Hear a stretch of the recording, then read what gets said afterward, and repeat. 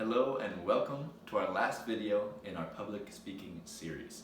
In this one, we're going to be taking everything that we talked about in the last three and wrapping them up together, and then looking at what it might look like to have a speech from the very start to the very end.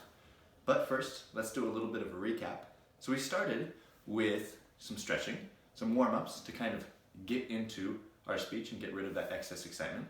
So we had the one where we stretched down and then up.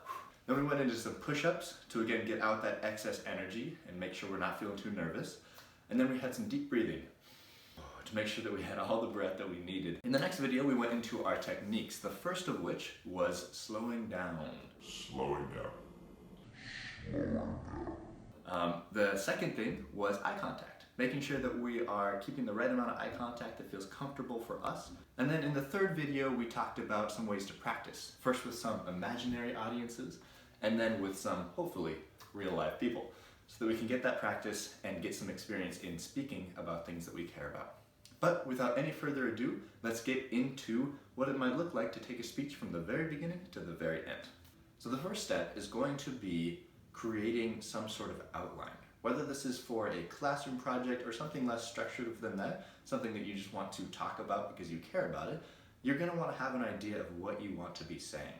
For instance, I really like soccer, as I've talked about a lot now, and so one thing that I might decide to talk about is how here in Washington State we have a really great soccer team called the Seattle Sounders. Or I might talk about how soccer is the best sport because there's organizations and teams all around the world, and it's a way that we can create bonds with people that we've never even met before because we share a love of soccer. That's a pretty cool thing, and so I would love to tell people about that. So using those two ideas, I could have an idea of what I want to be talking about in my speech and have a sense of flow from one idea to the next. So I'm not just lost in my speech and I don't really know what I want to be saying. Now that we have our outline, it's time to move on to the next stage, which is going to be practicing.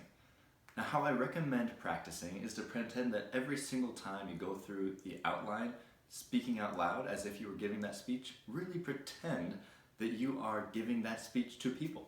It might get you to feel some of those nerves or excitement that we were talking about earlier, and that's when it's really important to remember our warm-ups. And I would recommend doing them before each one of your practice tests, because that will get you really comfortable with those feelings that your body will be feeling when you give your real speech.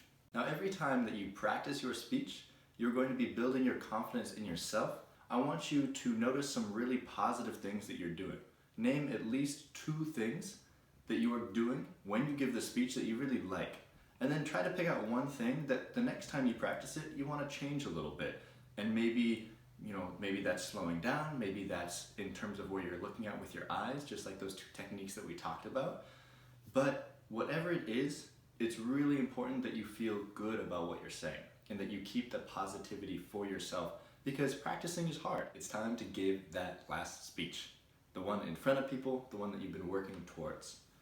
Now, when you give it, no matter what happens, I want you to be proud of yourself for even taking these steps and getting to that final stage, because that is hard. It takes a lot of work and dedication to this effort, and so like I said, I want you to be proud of yourself, no matter the outcome, because there's always going to be another speech. I hope you have some fun with it though, that you take those things that you love to talk about, you can talk about them comfortably with confidence to whoever you want to. Until next time, I was Spencer, teaching you a little bit about public speaking. Hope you have a great day, and thank you for watching.